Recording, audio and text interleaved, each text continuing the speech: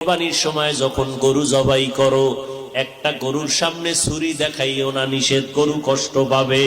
এক গরুর সামনে আর একটা গরুরে জবাই করবা না, গরু কষ্ট পাবে। গরুটারে রশি দিয়া বাইদা জমিনের মধ্যে শোয়াইয়া 1 সেকেন্ড দেরি করবা না।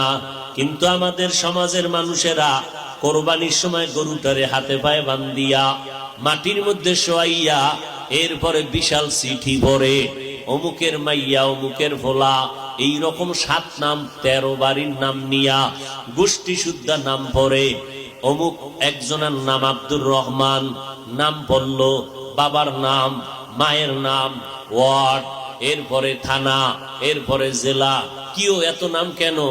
আমার এই নামে তো অমুক জেলায় আরো থাকতে পারে, যদি এই জেলার নাম না কও তাহলে আমার দোয়া তো আর এক জেলায় চলে যাইব।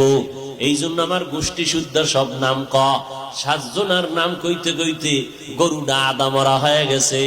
ও আল্লাহর বান্দারা, এগুলো শুধু মূর্খতা আর কিছুই না।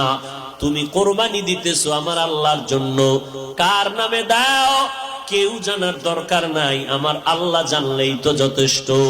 আল্লাহর জন্যই যদি দিয়া থাকো, ইমাম সাহেবের ডাইকে আবার গরুডারে কষ্ট দিয়ে কেন চিঠি পড়াও? এর একমাত্র কারণ এই মানুষটা বড় মূর্খ।